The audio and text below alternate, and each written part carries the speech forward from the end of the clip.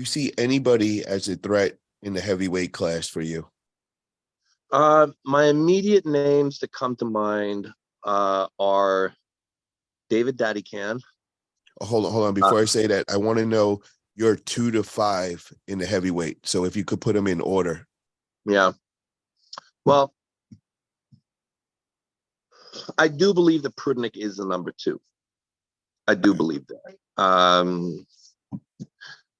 I think that I have big question marks with where does Ongarbayev fit in there. Even like I know that he's a category below. Like I know he pulls in the 105, but I think he's so good that he is probably on that list at 115 as well. Where does he fit? I don't think he beats Prudnyk, but he might. It was close last time, so I mean, I don't think he beats Prudnyk.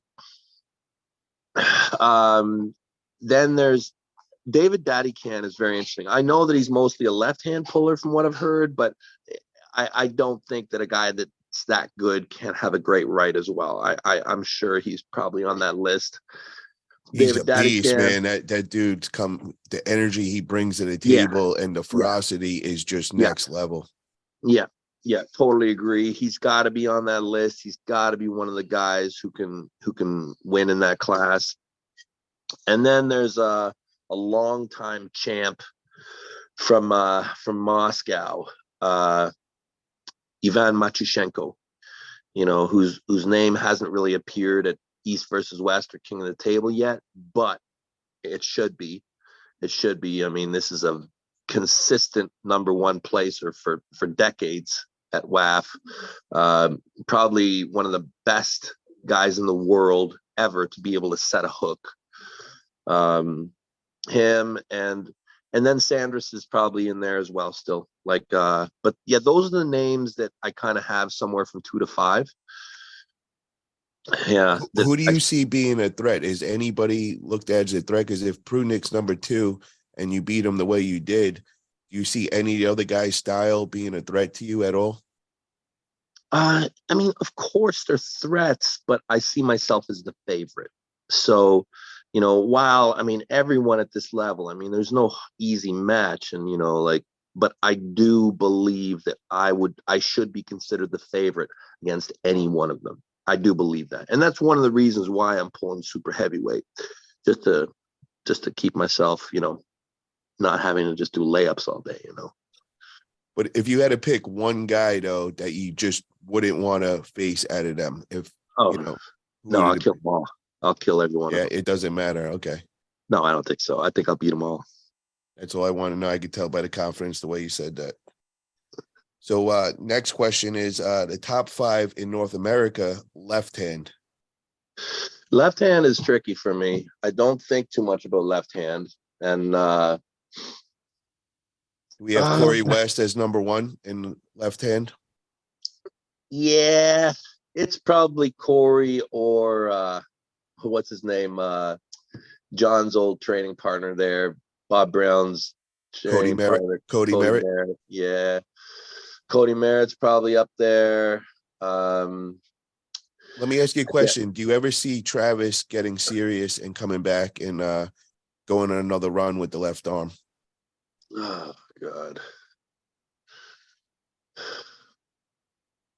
I wish I could say yes. I wish I could, but I mean, I don't know what kind of incentive Travis needs. It has to come from him.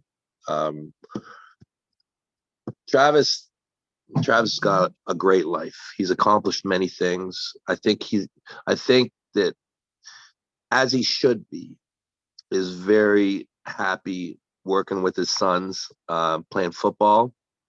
And I think that gives him a lot of happiness and a lot of joy, as it should. I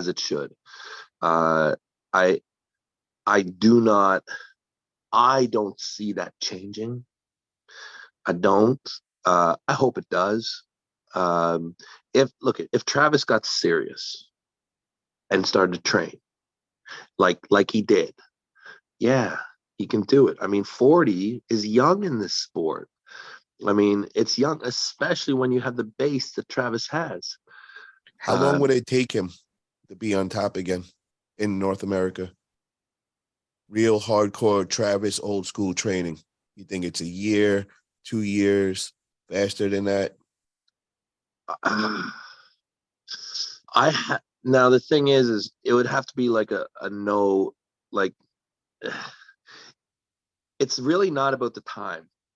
It's just about the mentality. And it's if Travis can mentally get himself in a place where he has the motivation to do it and changes his life that he does. If he could have the perfect mentality where he got up, lived, ate, and slept arm wrestling, it wouldn't take him long. Probably wouldn't, like, but I struggle to see him doing that. I don't know. I agree with you 100%, hanging out with him all the time. And, I could see he gets into it for like a month or two, and then Yeah, he kind of just loses, it phases out. The difference is when I watch you love training. That's your passion. yeah, That's your obsession. Anytime you talk about you're either going training or you just got done training. Where Travis, it's more of a force thing. He never yeah. enjoyed the process. Yeah, the motivation is different. Like, I feel like to be really great at something, your motivation has to be, just the pure love of the process and the love of the activity. I mean, if you start to get too far outside that, there's too many alternatives. Like, if you're motivated by money, you will find ways to make money. If you're motivated by strength, well then, yeah, you'll get strong, and I think that when you take a real solid look at Travis, I believe a lot of his motivation is financial. It is. And there's nothing wrong with that. It should be a part of everything you do in life. You should try and get compensated. It's very important. But to have it be your number one concern may actually, in a strange way, lead to lesser results. Like, you have to love your craft, you have to love doing it above everything else. And from that, greatness will flow. And I don't want to try and teach Travis or anything like that. Travis is incredible. Okay. We can all learn a lot from Travis. But I don't think that Travis's life needs necessarily to bring him back into arm wrestling. He's done it. He was incredible. He was probably the best in the world for a long period, maybe even right and left. I mean, the things that Travis has accomplished in this sport, people will talk about him forever. And people will always have discussions like this. If Travis got serious again, can he come back? Yes. But it's not about the time. It's just about, does Travis want to do it again? Does Travis want to be that 5-year-old kid, 6-year-old kid who used to go to his dad's bar and want to be like his dad and want to be like his dad's buddies? And does he want to be that kid again and strive to become stronger and live that life? I don't know. That's not mine. That's not mine. Yeah. Yeah. We got Cody Merritt, Corey West. Yeah. Finish that list. Cody West. I mean, look, we're talking about the left hand, and man, you have to just dig, because like all these super matches have screwed up the left hand like crazy, right? Nobody is really focusing on the left. There's really not a lot of left hand discussion. What about And Austin Jagers? Yeah, right. Like, it could be Austin, Yeah. right? Like, names like that level. Like, I mean, and that tells you, when no disrespect to Austin. Austin's great, and he is coming up, and he is going to crush it. But like, for Austin already to be considered potentially a top 3 in North America, I mean, there's not a lot of light on it. There's not a lot of light and heat on that left hand at the moment. Yeah, I wouldn't even start to think about guessing. Like, Okay. I can barely even tell you who the number 1 guy is, whether it's Corey or Cody. Do you think that needs to change, though? Do you think we need to get the left hand more active and more action with that? Sure. Yeah. Yeah, sure. But it has to be something that people care about. So the problem is that most people view their right hand as a dominant class, and it's always been that way. Like, you can go back in arm wrestling history, And, people talk about arm wrestling. The right hand champion has always been considered the king. Okay. It's always been, that's our highest spot in the sport.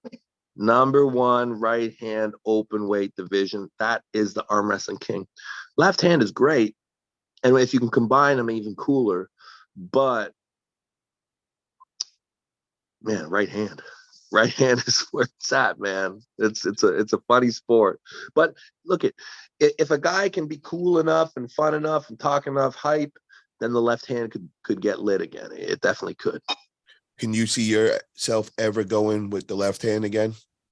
And that's just the thing, is it's the level is so crazy. Like, I mean, me without even training, I feel like I can crack a lot of these guys. So like, I don't even, it's strange to me. Like,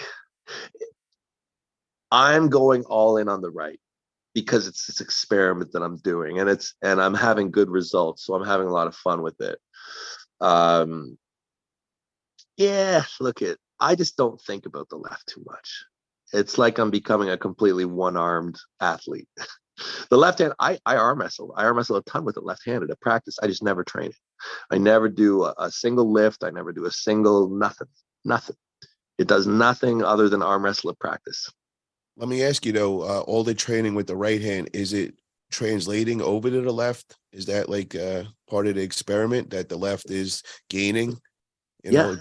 Yeah, it's wild. I really think that when you do extreme fitness training in any part of your body, it overflows into your whole body. Like, I feel quite healthy throughout my whole body. And I think a lot of it is a result of the crazy hard work I do through my right.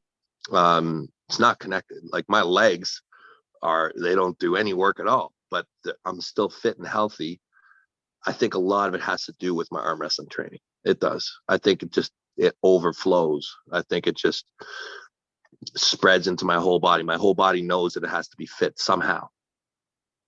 Yeah, I agree with that. And just when I had that last surgery and I had the left arm bicep tendon reattached, I was training the right all the time, where the first one I didn't. And my left really didn't lose that much size, and I definitely noticed that.